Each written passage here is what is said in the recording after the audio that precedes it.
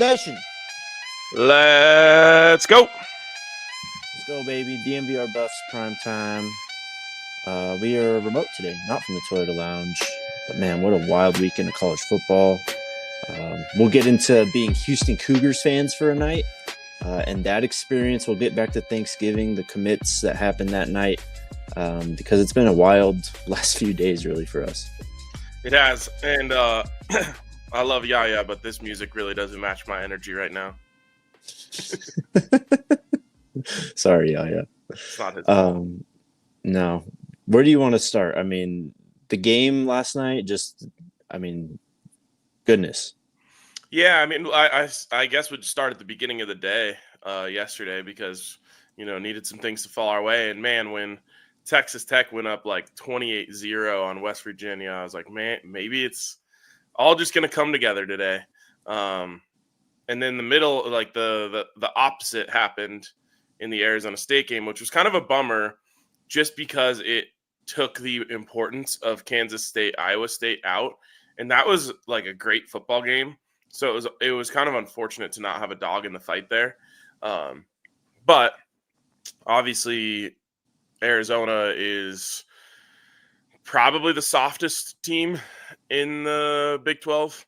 And they, to steal a phrase from Unk, they tasted their own blood within like 3 minutes of the game starting. And they were like, I hate this. And just threw in the towel, just laid down and let their most hated rival just stampede over them over and over and over and over and over again throughout the game. So that also kind of sucked to watch. Yeah, that was the most lifeless football team I've ever seen for a season. I mean, seriously, after probably leading up to our game, which was like week 7, week 8, whatever that was, that team just showed no signs of life. They quit on their coach. They quit on the fans.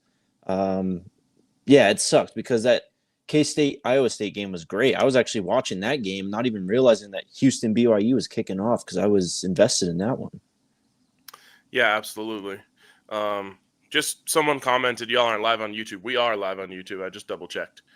I think we need to get a headline in there, but I see what happened. Somehow we started a new stream when we started.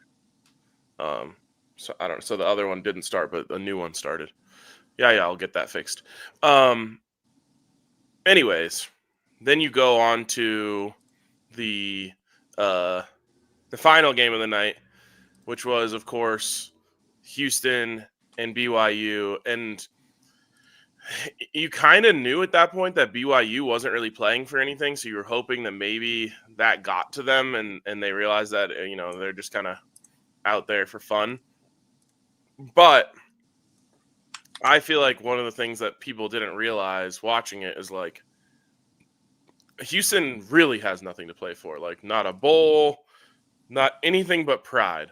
So when that happens, you're going to get a very different looking football game. And it was a terrible place to be. Like as a fan, you have everything on the line. We're clinging on to our last hope to go to the Big 12 championship game. And you're hoping on a team that's just kind of like emptying out the playbook, trying some stuff, maybe playing some guys that they wanted to get in there. It was a terrible place to be. And I feel like nothing encapsulated that more than the onside kick. Now, like, I don't know. People are up in arms about it, being like, what are they doing? This is crazy. This is insane. And to me, I'm like, I kind of like, if they got it, we'd be saying, oh my God, this is incredible. Like, right. They're going for it. They're playing aggressive. This is all you could ask for. I don't think that they ever considered the worst case scenario to be it going back the other way for 6. I think they considered the worst case scenario to be, okay, we're giving them the ball on the 40-yard line. But that was just like a microcosm of the game. It would have been really, really cool to see them, pull it off. I felt like the 7-0 lead, like that's when I was like, okay, this could actually happen. Like you could tell early on in the game, like, okay, Houston can play with BYU. And then as the game unraveled, you saw why Houston's 4-8. Just a lot of unforced errors, a lot of mistakes, a lot of just silly stuff that ended with that fumble at the end of the game. But I joked on Twitter saying like, I never liked Houston. I got to give them credit. I thought they played really hard, and that was about all you could ask for from that team last night. I mean, it's kind of what we've seen from them all season. This team has given other teams fits. I mean, they were the ones who gave us the gift about a month ago by beating K-State. This is a team who, I mean, it's the Big 12. It's competitive, man. It's frisky week in, week out. Doesn't matter who you're playing unless you're playing a lifeless Arizona team, I guess. But this is a team who's brought it to some teams. They've had some close games. They've gotten blown out in others. But you can see the foundation of what Willie Fritz is trying to do there. Going back to the game, though, it was frustrating because Retzlaff completed 8 of 19 passes. I know. And they were just giving gifts to Houston that Houston was just fumbling themselves after they were given the gift. So it was a frustrating game, but that's what happens when you're in this position of, not holding your own fate in your own hands. This is what it's like. And your tweet put it perfectly, being in that position with everything to lose, watching or rooting for a team that's got nothing to lose, because that's exactly what they were doing last night. They were emptying they played 4 running backs on like their first drive. Yeah. The onside kick, it was just trick plays. It was crazy. Yeah. You could, like, if that was a Buffs game, we'd just be going through like, what were they thinking here? What were they thinking there? Yes. And, like, I was just watching, being like, man, this is a wild place to be. And I guess I have 2 main takeaways now that the dust has settled and Colorado will not be playing for a Big 12 championship. One,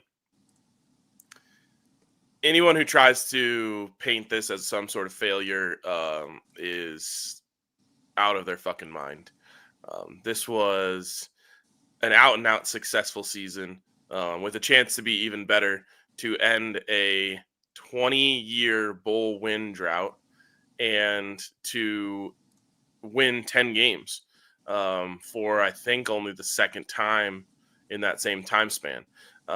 So there's a lot to play for left, but it's classic goalpost moving that we've become deeply accustomed to at this point. But it's like this team was picked to finish 11th in the Big 12, 11th in the Big 12. With 5 minutes left in the entire season of college football in the regular season, there was still a chance that Colorado was going to finish first. In fact, Houston had the ball on the BYU side of the field, just needing a touchdown and an extra point to take the lead and put Colorado in first place. Remember, if Houston wins that game, Colorado finishes first overall in the Big 12. Yeah, that third down on that drive, man, they had a slot fade, just a hole shot down the sideline. Yeah. And it was just missing by that much. And this would be a lot different of a show if that pass would have been completed, I think. Exactly. And then in the end, Colorado finishes tied for first. It comes down to these insane tiebreaker procedures that have to be played out, because not all of Colorado State, Arizona State, BYU, or Colorado, Arizona State, BYU, and Iowa State, not all of those teams played each other. So you have to go to these like crazy tiebreaker procedures, which is now a thing that we're going to have to get very used to in these mega conferences, because there's no way that all the teams can play each other. So like, it basically came down to technicalities that Colorado's not in there. It's unfortunate that we ended up on the wrong side of the technicalities. And it's crazy that like BYU winning changed what tiebreakers get enacted, because there's a new team in the mix, and that's why Colorado's not there. It's like, it's just a wild kind of series of events. But, I just feel like people want you to not realize that Colorado finished tied for first when they were projected to go 11th. And that's some sort of failure. Someone tweeted at me like, haha, no college football playoffs for you. It's like, you think that's like a dunk on me, bro? You have no idea where I came from. You have no idea where we came from. So that's my number one takeaway. And then my number 2 takeaway is you are not going to catch me complaining about what bowl game we go to. I've already seen it just all over the place. I don't want this. I don't want that. Blah, blah, blah. It's like, you have to have some sort of loss of perspective to start complaining and crying about what potential high caliber bowl game you go to. I know that, CU's been to the Alamo Bowl back-to-back times. They've been to a bowl game, and it didn't turn out well. But it's like, have we learned nothing over the course of this season that this team is not like any of those other teams? All of the streaks and records and all of those things that have been broken. In fact, I'll just say this. I want the Alamo Bowl. Give me the Alamo Bowl. Let's go break another, streak. Break the bowl win streak, add a 10-win stamp, and give me one of these teams that we were tied with in the standings for first place in the Big 12 to show that we were better than them. Like, it's basically like the alternate Big 12 championship game if you were to get that. I want it. Give me that. I think that sounds fun. But no matter where we go, I'll be happy. Going back to your goalpost moving, I mean, you gotta don't forget, people thought this team was going to win 4 games again. They thought Coach Prime was going to be fired. They thought it was all going to be a disaster. There was going to be smoke coming from the Flatirons in Boulder, Colorado after this season because of how bad it was going to be. And as you said, 5 minutes left in the last game of the season. Colorado's in contention for first place for a trip to the Big 12 title game. And now people are saying, oh, but you're not going to the playoff. It's hilarious. I love it. You're right, man. Like, let's just think back to some of the conversations that we saw before the season. I mean, it's a GTA simulation in Colorado. Mm-hmm. The players are fighting each other in the locker room. They're having these crazy initiations. It's just a complete dumpster fire. Like, thousands, maybe tens of thousands of people were predicting this team to win 3 games, 4 games. Like, when I saw someone predict 5 games in my mentions, it was like, wow, this person is high on the Buffs compared to the normal hater. And Colorado's got 9 wins with 1 game to play. So, just don't take the bait on that, honestly. Like, don't get dragged down into that pit of mud conversation where they could say, oh, your expectations are too low or blah, blah, blah. It's like, only we can understand the journey that it took to get here. The out-and-out success it has been for Coach Prime to come to Boulder. Just one more thing on the Alamo Bowl. Like, if I had told you, Utah was up 35-0 on Colorado at the end of the first quarter, literally 2 calendar years ago, 2 years from now, you're going to have a chance to go to the Alamo Bowl. Will you take that? Everyone in the world would have said yes. Yeah. So, just try to keep a little perspective on that. I don't mind people being like, oh, it would be cool if we got to play Clemson, or it would be cool if we got to play Miami. Of course, all that would be cool. But there's people like tagging Rick George saying like, decline the bowl game, decline the Alamo invite, which I just think is crazy. Maybe there is like a behind the scenes closed door conversation where Rick just says, hey, we've been to the Alamo Bowl a bunch of times. It would be cool for our fans to go to San Diego for the Holiday Bowl or whatever. I'm cool with that, but I don't like seeing people whine about what bowl game we're gonna go to. I mean, I'm right there with you, man. I don't really care where we go. I mean, going to San Diego in December sounds awesome, but I think you're right. With a chance to go to the Alamo Bowl and potentially play, BYU or Iowa State, ASU, whoever it is, I mean, that's a massive opportunity. And that's this is what bowl games have kind of lost, I think, with all the player opt-outs, just the way that the postseason's been changed now. But bowl games used to be like a big gauge of momentum heading into the next season. And Coach Prime has said multiple times he expects Travis and Shedeur and all the guys to play in this game. And we'll see how far that actually goes. But that's what it looks like Colorado is setting this up for. They're setting this up for momentum still. Like, every game still matters. Like, we're back in, August still trying to flip Julian Lewis, and they need to just put wins together to show that they can do it. I think that's right where this team's head is at right now. So I don't care who we get. I don't care where we go. Just happy to be wherever we go. And just win. And I have another take on that, but let's hit a break and I'll reveal my take on playing in the bowl game and actually what it means. All right, let's take our first break and shout out the homies over at Game Time. We're going to a bowl game. We're not going to find out until at least this time next week, right? After the final CFP rankings come out, and then everything gets kind of delegated going down the board there.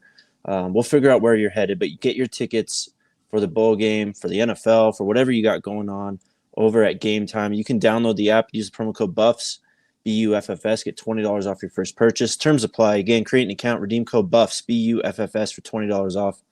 Download Game Time today. What time is it? Game Time. Also, you and I are trying to go to the Broncos game tomorrow. We're probably going to check out Game Time to see if we can get in on that. Monday Night Football at Mile High. That just hits different. Bro, do you know what Scotty told me? What? Scotty's going to the game with us. Scotty said this is his first NFL game. Damn. Yeah. That's crazy. All right. Well, yeah. So Game Time, we'll be checking it out tomorrow. And can't have one of these without the other. You don't go to a game without opening up Bet365, getting a little skin on it, getting a little action. I had a crazy day at Bet365 yesterday. Shout out Michigan. Yeah, shout out to Michigan. They had like a boost on Michigan, Ohio State. I'm like, all right, well, let me make this juicy just to make it worth my time. So I went Michigan money line under parlay, which was like plus 2,000, and cashed it, which was sick. I didn't even know, like, to be honest, I had so little faith in that actually hitting that I wasn't even watching the game until like the third quarter. That's how long it took to like get to me. Like, oh, this is actually a football game. Yeah. And then I turned it on, and I was kind of glad that I didn't have to watch an entire football game that looked like that. It was great. But watching it for like 1.5 quarters was like, man, this is a true just blow for blow Big Ten football game. It was so good. Anyway, so shout out to them for that. I also then, just because I wanted, to be extra invested, had a round robin parlay of all the things that CU needed, and obviously that did not go as well. So ups and downs. That's what's fun about it. Tomorrow we'll be in on some sort of Broncos same game parlay, I'm sure. But if you want to get in and have a little action and be able to flex on your friends that you knew it was going to be Michigan and the under, even though you didn't really know that, you can go over to Bet365 and get $150 in bonus bets when you bet just $5. Plus, you're going to get 2 months free of Altitude Plus, so you can watch the Avs and Nuggets when you use the code DNVR365 at Bet365. It's a great deal. It's a great sports book, and it's a great time when you do it. So just remember that you must be 21 and older and physically located in Colorado. Please gamble responsibly. If you or someone you know has a gambling problem and wants help, call or text 1-800-GAMBLER. You said you had another take on bowl games and what they mean now. Yeah, thank you. I absolutely loved what Coach Prime said about a bowl game after the game on Friday, which was, if you just throw in the towel and don't try in your bowl game, I think he said it like throws off the balance or throws off the rhythm for next season. And then he said, there's some teams out there who laid down in their bowl game, who still haven't recovered. Every Florida State fan and their mother thinks that was him taking a shot at them, which it very well may have been. I think I honestly think he was just speaking a lot more broadly. But, of course, Florida State, undefeated going into their bowl game last year, too busy crying about not making it in the college football playoff to remember that they had an opportunity to really prove something. And I believe they lost, was it 70-3? It was 63-3. Okay. People will know why the score was 70-3 in my head. We're not talking about that. Anyways, I could not agree more with what Coach Prime is saying. Like, you can end your season on a win and have used all of that extra time to, remember, if you're done right now, you're out. You don't have practice this week. Yep. Like, the kids are going home. They've got winter break coming around. Like, football is just over until spring. And so that's a big deterrent for your program. It hurts your program when you're in a bowl drought like Colorado has been, where you go to, a handful of bowl games over a 20-year period. Think about that compared to a team that makes a bowl game perennially. Over the course of 5 years, they basically had a whole other season worth of practice for those guys. And or you could even say over the course of 4 years, one guy's college career. That's 4 more months of practice, which was essentially about the length of a season. Yep. So there's a lot of value in preparing for a game like it matters during that time. That's an extra month of reps for Jordan Seaton and Micah Welch and Colton Hood and all of these young guys. And then I couldn't agree more with Coach Prime that, like, going out there and then winning the game, first of all, you put a trophy in your case, which is a great thing to have.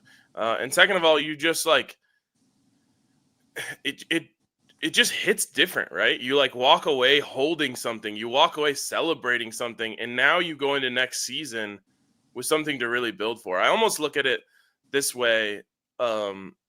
It's higher caliber than this, but if you ever go look at the teams who win the NIT and then what they do the next year, you'll see like a huge percentage of them make the tournament, and then a greater percentage of that, or a good percentage of that, make a run in the tournament because it's like they have experience doing this. For Colorado, hopefully next year or the year after that, they're in the college football playoff, and they're used to just like regular season ends. That's just the beginning. You keep preparing, and now you're ready for the postseason. So I really appreciated Coach Prime saying that because, we had heard Uncle Neely tell us for over a month now, I think, that Shedeur and Travis are going to play in the bowl game. And part of me just like thought that was Coach Prime just kind of being old school. Is like, you got a game, you play, which I think part of it is. But then hearing him say that about how, the bowl game is an opportunity to build momentum, and if you just accept it as like an exhibition game and take an L, it's a negative. It was like, oh, that's he really, really understands this, which he does with everything. But it was great to hear. Right. I mean, you damn near nailed it. The only thing I'll add is just, and we've talked about this too with Juju and all the guys coming in. I mean, this is a true changing of a guard for this team with Shedeur and Travis and these leaders, damn near 21, I think it was, seniors leaving. It's a changing of the guard type of offseason. And with this bowl game, you now have an opportunity to formally pass the baton, actually show guys, okay, this is how we do this. This is the standard here.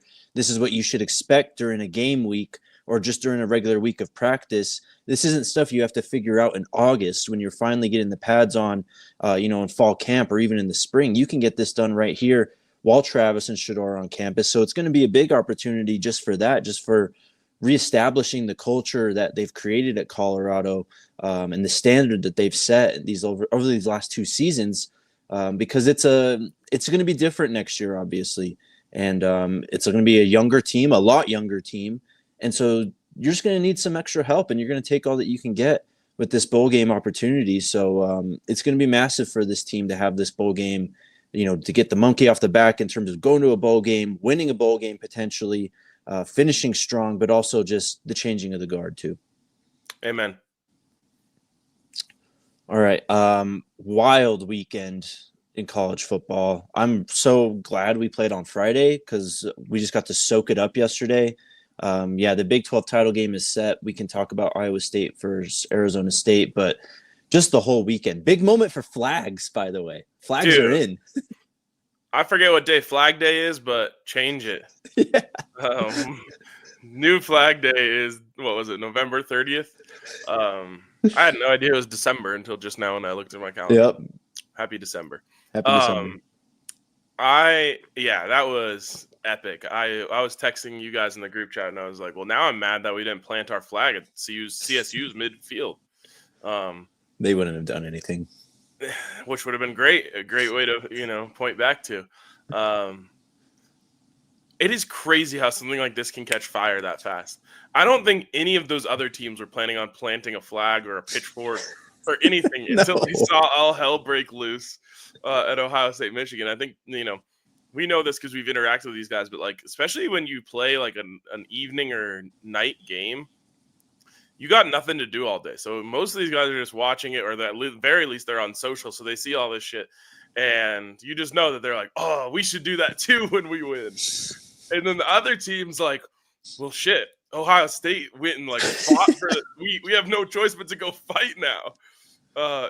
I thought that was awesome. I thought it was just great the way it all unveiled. I hope that no one got hurt. I think it's absolutely egregious that there was pepper spray used at the Michigan-Ohio State game. But all in all, that was just like I tweeted this out at like 2 a.m. last night when I couldn't sleep and I was just watching SportsCenter. But they had a whole SportsCenter segment which was titled "Notable Flag Plantings in College Football," and I was just like, God, I love this sport, man. It was just an undefeated sport. It's just so great that there's a whole segment talking about planting your flag at midfield. Incredible. And also let the record stand that when Texas came into Ann Arbor and beat Michigan in week 2 of the season, Texas ran to midfield and planted a Longhorn flag on the Michigan M. Nothing. Wow. We wouldn't even remembered it. But Ohio State just acted like crybabies. That was ridiculous. In my opinion. And it hits a little different when it's a rivalry. Like I'm so glad that we never did this with the letter N. But like they do the whole thing of like crossing out every N on campus. I saw like a reel that literally like the men's bathroom in every hall on campus is crossed out. Like it's a lot of work for that. So then like you see them planting the M at your midfield, which was badass, I think. You like it's just like you have to do something about it. Damn right, man. It was great. The Big 12 title game is set. Arizona State versus Iowa State. I don't know who's home team or whatever, but Arizona State is. What do you think about the matchup? I'm very much looking forward to this. I think it's Arizona's game to lose, honestly. The wave that they are riding, they're going to have to do it without Jordan Tyson now. He went down with like an arm injury or something. He came out in a sling in the second or the late part of that Arizona game. So they're going to be without their best receiver, one of their biggest weapons, but these are two very good football teams. Yeah, he got like smashed by two players while all of his weight was on his shoulder. I'd be surprised if it's not a broken collarbone, which is a bummer. He played so well for them this season. He became shout out to Jordan Tyson, just electric player. Which, yeah, I'm actually not going to get into it. The announcer said something in that game that kind of pissed me off, but it doesn't matter. Okay, let me start here. This is a two-sided thing. I'm going to start with, I guess, the side that I agree with people on. People are saying, like, oh, my God, the ratings for this game are going to be so low. They're actually right. They're right. The ratings for this game are going to be low. There's like 8 football games on next weekend. They're going to be fine. I'm just saying that that's true. On the flip side, it's a bad look for us to say that. Like it looks silly. It sounds like, and not take a shot because we probably have people who are, but that's like a Lakers thing to say. And I remember that happening when it was Nuggets Heat, that there were like Lakers and Celtics fans saying, "Oh, the ratings are going to be so low." Like we didn't make it. If we made it, the ratings would have been way better. Everyone knows that, but it doesn't do us any good to talk about it. That being said, it's a bad thing for the Big 12 because I don't think a lot of people are going to care or watch about the game. There might be a little bit of help that it technically is a play-in game for the college football playoff. Like neither team has a shot of making it without winning. So that I think will add some intrigue for the average fan, but there's not a lot of staying power for either team. The average person maybe knows Cam Scatteraboo, and that would be the only person they know in the entire game. So that's a bummer. From a football perspective, this is a fun game. I'm looking forward to watching it. And to me, Arizona State has had it, just the things have lined up so well for them going down. Now they got to play like a real tough, really well coached football team and see if they can keep it rolling against them. For Iowa State, it's kind of the classic, like you're running into a bit of a Cinderella story here. Like your goal is to stop their momentum. You got to try and get a big lead on them early, or 2-score lead on them early, and see if you can kind of take the slipper off of Cinderella. But regardless, I'm excited for the football side of it. Let's take our break, and then I'll share my thoughts on the Big 12 title game.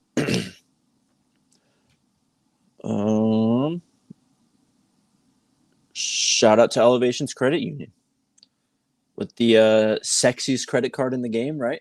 In world history, actually.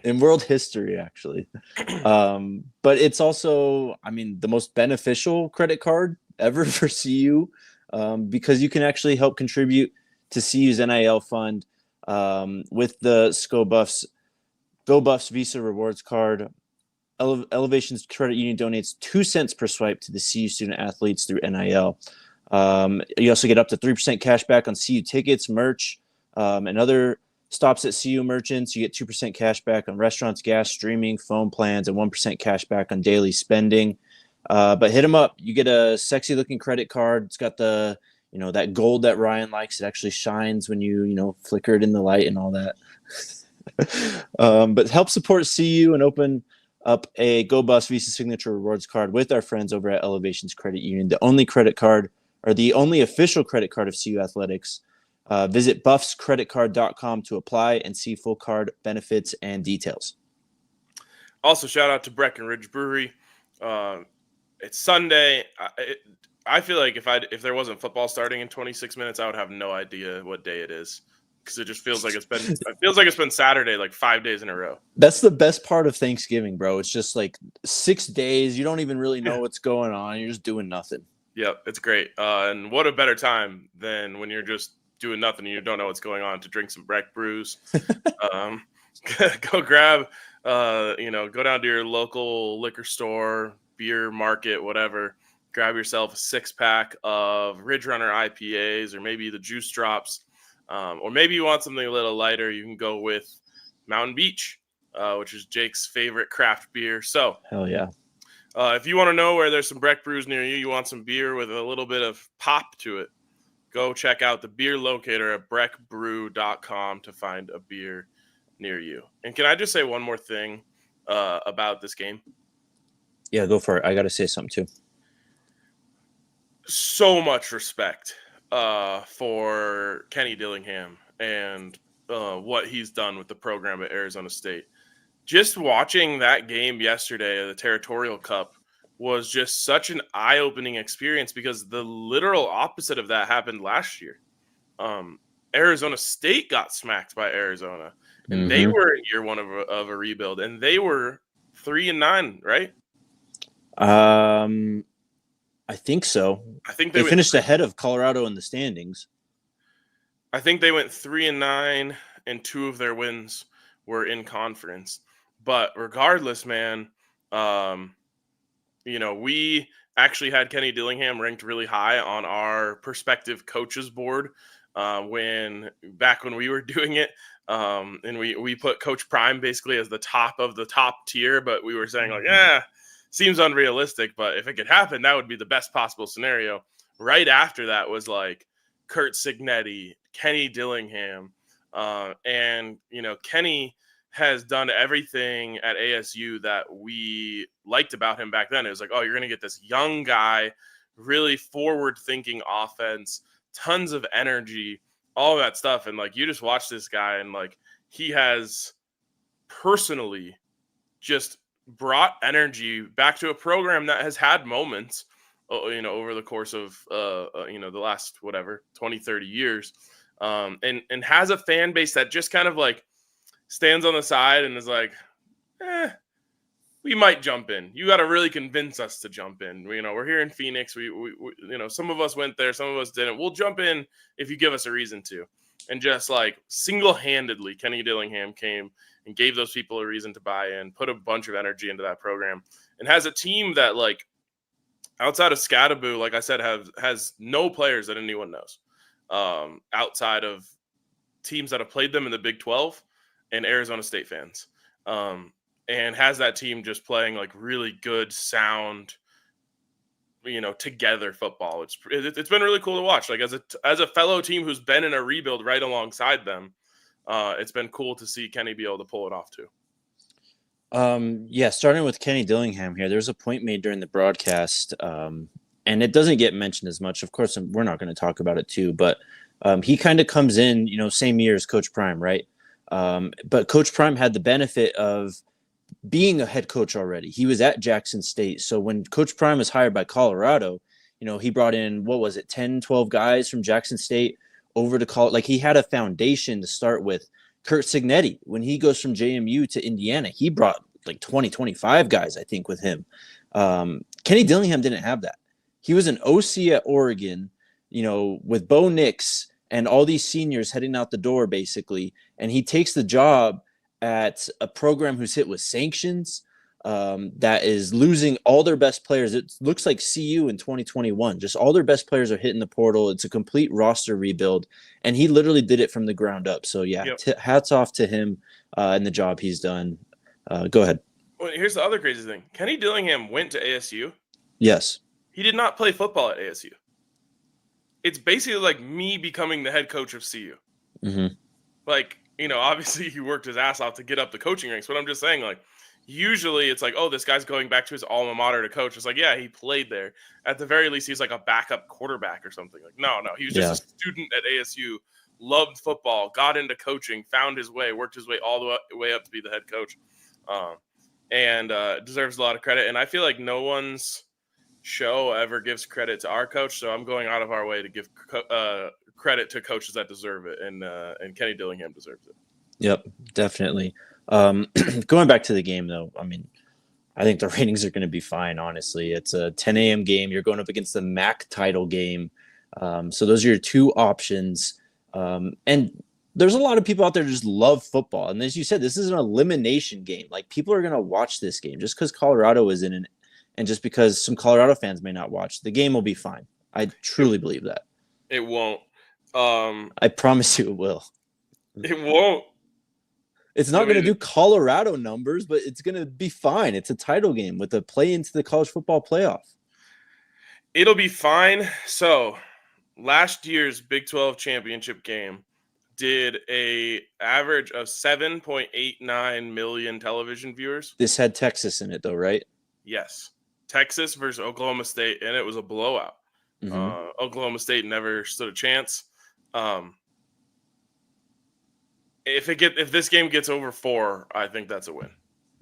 All right, we'll find out. Let's go back to Thanksgiving night. We haven't really talked about it too much, but we got like 10 minutes of it on the pregame show. But it cannot be overstated how monumental Thanksgiving night was with what happened on Nightcap with Shannon Sharp and Ocho Cinco. 4 commits: London Merritt, Alex McPherson, Quentin Gibson, and then Carday Smith. Thought we were only getting 3. We get 4. Colorado shoots up the recruiting rankings. And these are all guys who can potentially come in and start right away. I mean, we've heard that about all of them. So monumental day. Yeah, man. Again, it's one of those things where it's just like everything is unfolding exactly the way Coach Prime said it would. Basically, from day one, he told everyone, hey, do you want to win now? Okay, if we want to win now, we got to go heavy into the transfer portal. It was like, 95% transfer portal? Mm-hmm. In that first, 2023 group that they brought in, 10 high school kids, I think, maybe?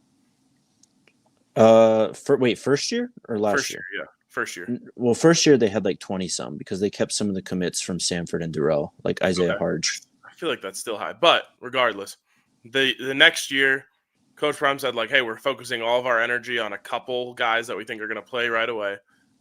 Almost everyone did, right? Cam Michael got injured, so he didn't play, but like Michael Welch is out there playing. Draylon Miller's out there playing. Jordan Seaton's out there playing. You go on down the list. And then he said, like, as time goes on and we get our foundation in place, we're going to be able to backfill the roster with freshman players, with young players who we still are going to want guys who play right away. But we're also going to continue to attack the transfer portal. Well, now you're seeing Colorado turn up the notch on high school recruiting from 2 to 5 or whatever it may be, and just start to have big time success there. And then again, Coach Prime comes out and says, don't forget, we're still going to absolutely attack the transfer portal. So it's again, just kind of everything proceeding the way he has foreseen. And the portal's already starting to hop. Guys are already entering. There's a K-State guy who entered and scored a touchdown yesterday, or declared he was going to enter and then scored a touchdown. So it's already starting to get crazy. And Colorado's not done when it comes to recruiting to these freshmen or incoming freshmen, because still got to hear from Nathaniel Owusu-Boateng. I mean, I bet Michigan probably gave him something to think about at least yesterday. Sounds like it's between Michigan, Notre Dame, and Colorado. We have Michael Carroll. I know that's still a long shot, but we can talk about potentially flipping another 5-star offensive tackle or getting another 5-star offensive lineman at the very least. And there might be a surprise or two as well, because you can never rule Coach Prime out for that. And I just refuse to believe that they hit this Thanksgiving mark and we're like, all right, we're done. Like they're definitely still recruiting. There's some conversations being had. So just be ready with the next week coming. I think early signing day is like Wednesday. So be on your toes. Yeah. You always hear there's a chance that Coach Prime makes noise on signing day. Of course, going all the way back to flipping Travis Hunter from Florida State to Jackson State. Think about like the ripple effect that happened to college football when that moment happened and Travis Hunter flips from Florida State to Jackson State. But I've heard a couple names that would truly make people's eyes pop. We'll see if the momentum gets rolling there and if there's actually something to it come signing day or come the next couple days. But I think you're probably, there's a chance you see 1 to 3 more at least. So I guess that doesn't make sense. 1 to 5 more, with 5 being like that would be insane. But I guess it's kind of possible. We'll see. But even just the other night when Colorado jumps 40 spots in the rankings in an hour, it just shows like if Colorado wanted to just stack commits the way that who is it? Who's first in the Big 12 right now? TCU. If they wanted to just stack commits like TCU just to be the highest ranked team in the conference or try to get the most recruiting points, they could absolutely do it. But that's not the roster building strategy that's happened here. And here's one more thing I want to say. And I don't think people realize this. Colorado is ahead of schedule. 100%. In terms of this rebuild, Colorado is ahead of schedule. From 1 win to 4 wins to 9 wins in 2 years. 4 wins, then 9 wins in 2 years. The success has come even faster than I think a lot of people would have predicted. And so now you have an opportunity to bring players into a program that has already proven that it can be successful. You don't have to do the whole, like, we need you so we can get to a bowl game. Like, you say, like, we need you so we can get to the national championship. And that makes a big difference. Yeah. Going back to recruiting real quick, like you get Nathaniel Owusu-Boateng, that's a blue chip, top 120 recruit. I mean, that's going to push, that probably alone could push you over the edge to take the lead in the Big 12 recruiting rankings over TCU. But those are just the type of guys that they go after. They go after guys, who make those big jumps. They, of course, have their gems and stuff in there, Quentin Gibson being one of them, Michael Welsh being one of them last year. But, they're going for blue chip guys, and those guys are going to dramatically shoot you up the rankings if you're able to get commits. Going back to the portal, we'll probably talk about this more during the week. Gus Malzahn ends up resigning for UCF to go to FSU to be the OC. Weird move. But the portal's open early now for UCF. I'm seeing right now Purdue, this doesn't have anything to do with the portal, but Purdue set to fire Ryan Walters now. Damn. Well, it hasn't looked good for them. It hasn't looked like they're on the right track. So love Ryan Walters. He's a great buff, but definitely did not seem to be working out there at Purdue. Maybe what did he play at CU? Safeties coach? He's great when it comes to that. So maybe. That's all I got. Do you have anything else before we get to questions? No, I just saw someone said, like, no, CU's right on schedule. They might be ahead of schedule for a normal team, but they're right on schedule for prime. Like, that's kind of the point, right? Like, yes. I think that Coach Prime expected all of this. And going back to what we said when we predicted the team to go 9-3 this year, which I don't think we've talked about on this show or ever since I actually went back and found the clip. But right at the end of that, I said, like, people forget that Coach Prime just wins. Like, in the life of Deion Sanders, you just can't find a time where he was losing consistently. And so I think he fully expected this. But when I say ahead of schedule, yes, I am talking about the normal schedule for college football teams that are coming off of a season when they won one game and lost games by an average of 30 points. It's not that they were losing; it's that they were never close to winning. Yeah. And to go from there to where they are now, 5 minutes and a touchdown away from finishing first in their conference in the regular season, is definitely ahead of schedule for what used to be possible or what would be possible for the average person. I mean, yeah, let's put it all into perspective. USF was a team mentioned alongside Colorado as a team Coach Prime could go to 2 years ago. Where are they at? Auburn, they hired Hugh Freeze, I believe, that offseason. Where are they at? Look at Purdue. They're firing their coach already after that offseason. So way, way, way ahead of schedule is where they are at right now in terms of their rebuild. Of course, ASU has kind of done similar things, but Colorado and ASU are the exception. They're definitely not the rule when it comes to rebuilding a program. Yep. By the way, speaking of rebuilding a program and actually rebuilding the program, everyone's favorite like final goalpost move when it comes to this team is you guys will go right back to the cellar when Coach Prime leaves after this season with Shador and Shiloh and Travis. Well, don't show those people where Jackson State is this season. Have you seen? I have. Jackson State undefeated in the SWAC conference this year. 10-2 overall, first place in the whole conference. They won. They're going to go into the conference championship game as the number 1 seed. Just 2 years after Coach Prime left there. Look at the 2 years before he got there. Again, a very proud program that was very down. Coach Prime goes in there, turns them into a powerhouse, leaves. They take a step back, of course, because they lost Shador Sanders and Travis Hunter among Shiloh Sanders, Cameron Silman Craig, great players. Mm-hmm. And then they're right back because he brought the brand back. You know what I mean? Like, he not that no one knew who they were anymore, but like he reinvigorated the brand and made it cool again. The same way that he's now done that with Colorado. So not that I think Coach Prime is going anywhere. He's not. But everyone's favorite thing is, they're going to, fall apart whenever Coach Prime decides to leave. I don't think that's true either.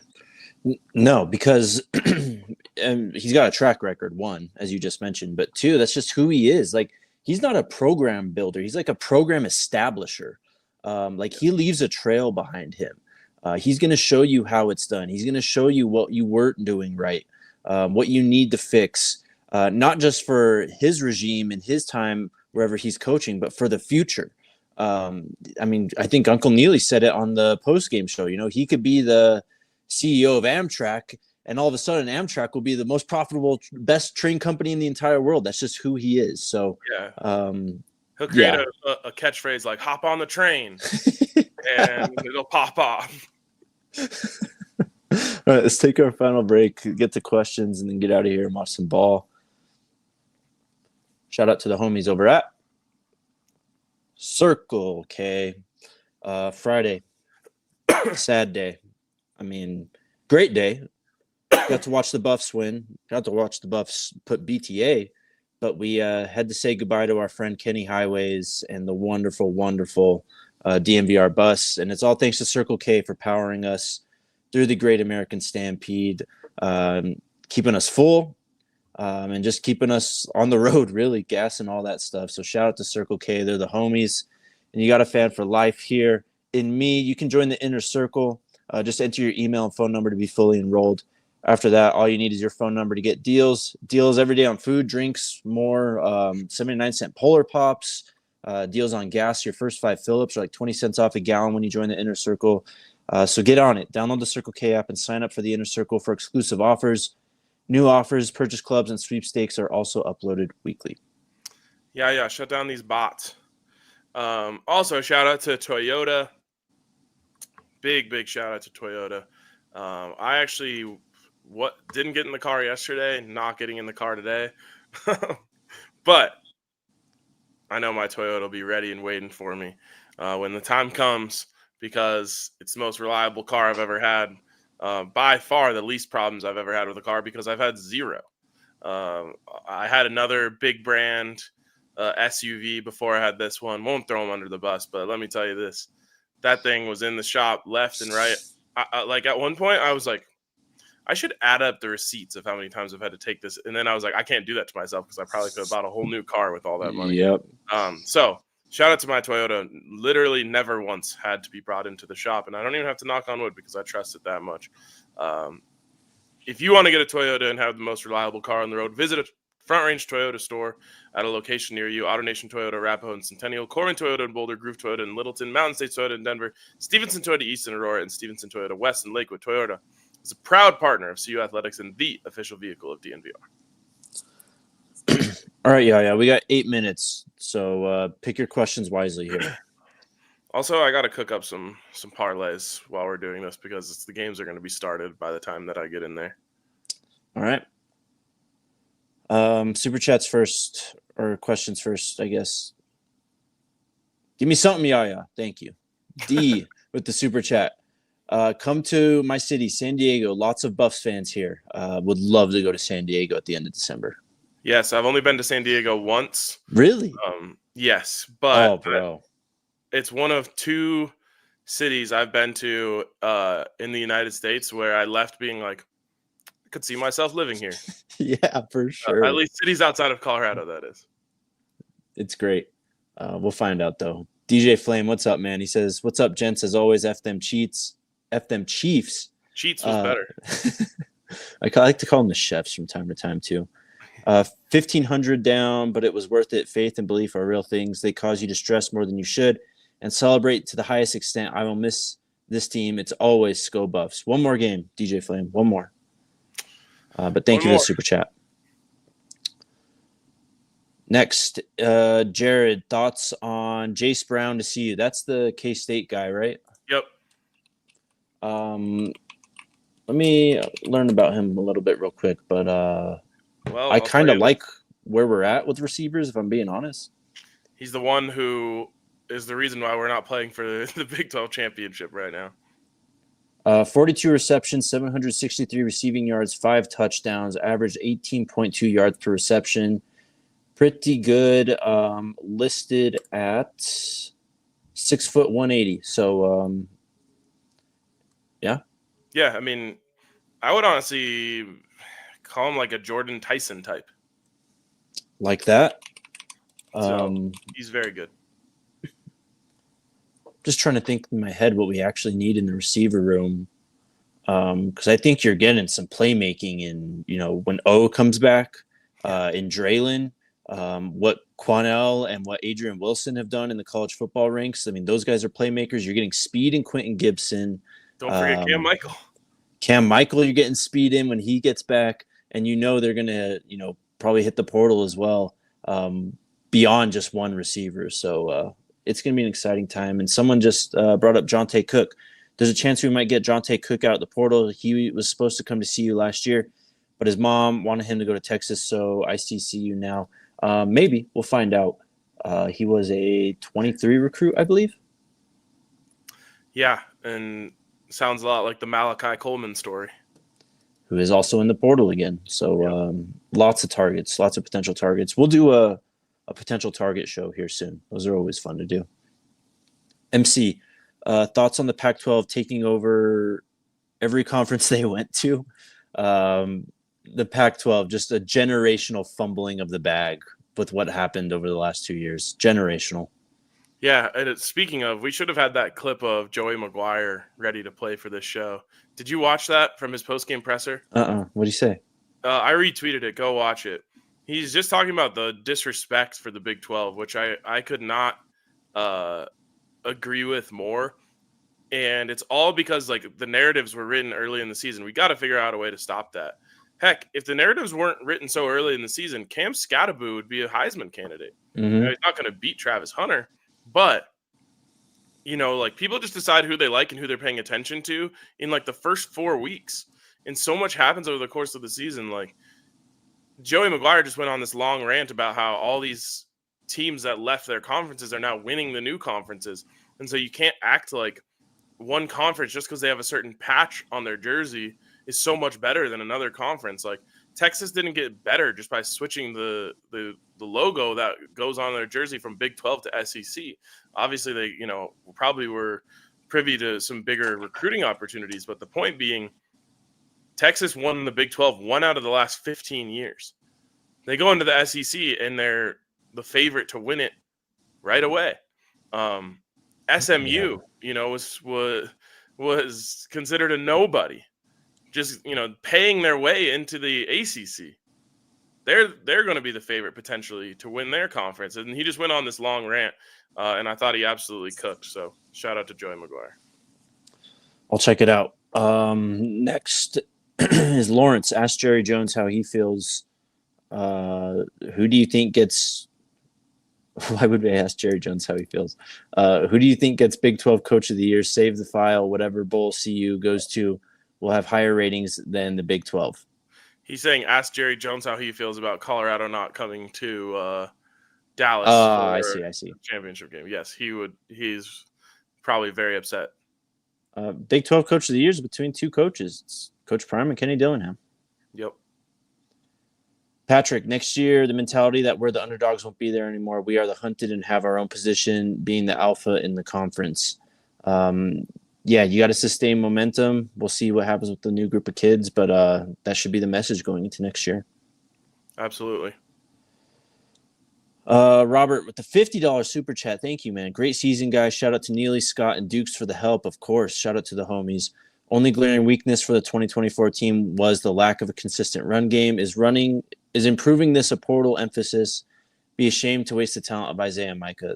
We've talked about this a bit already. I have no doubt in my mind this team is going to attack that in the portal, and I'll virtually guarantee that they're going to run the ball better next year than they have in the last 2 years, partly because they have to.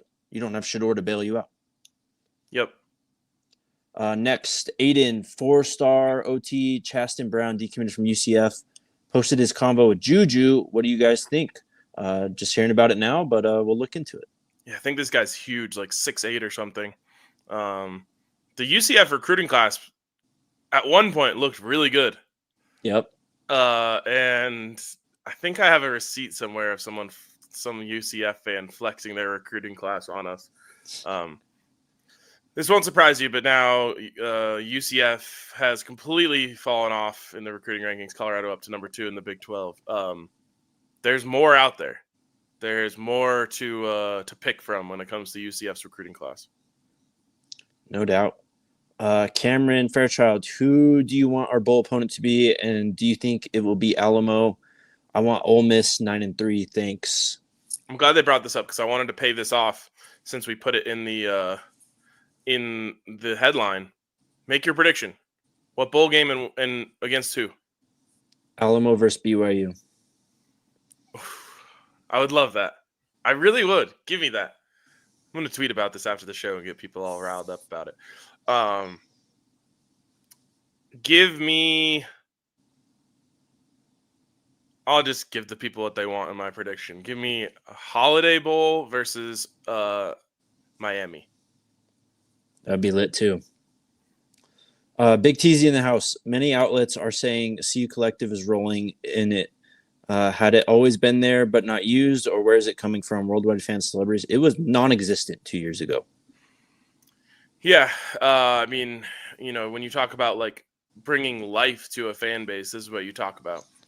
People are now seeing that, like, if you help the team is good, and then the team wins, and your Saturdays are a hell of a lot more fun. Yeah. So I think there were pipelines to be tapped into that had just dried up that are now alive, and also new people who have kind of come out of the woodwork who want to be associated with the program and have the money to, you know, be able to fork up to get the special treatment that you get when you're a big time donor. So I think it's a combination of a few things, but it really just comes back to Coach Prime breathing life into the program. Definitely. Shout out to Laura. She says, thank you guys. Love riding along this season with you. Amazing time to be a fan, and you guys make it fun. Let's go. Thank you, Laura. You're the GOAT. Shout out, Laura. Appreciate it so much. Awesome super chat. Jay, how poetic for Travis, this year's Heisman winner, to play in front of the CU last Heisman winner's family and hometown, #Holiday Bowl. Yeah, that'd be great. That would be really cool. Is that it? Yeah. I feel like there was another big super chat there. Let me scroll through here. Nope, that's it. We got the one from Robert. Yeah. Awesome. Thank you, Robert. We will be back tomorrow. Monday through Friday week for us. We'll talk portal. We got signing day. It's going to be a crazy week. But we're going to go watch the NFL right now. So we'll talk to you guys tomorrow. Let's go Buffs. All right, let's go Buffs. We all silly like the mayor.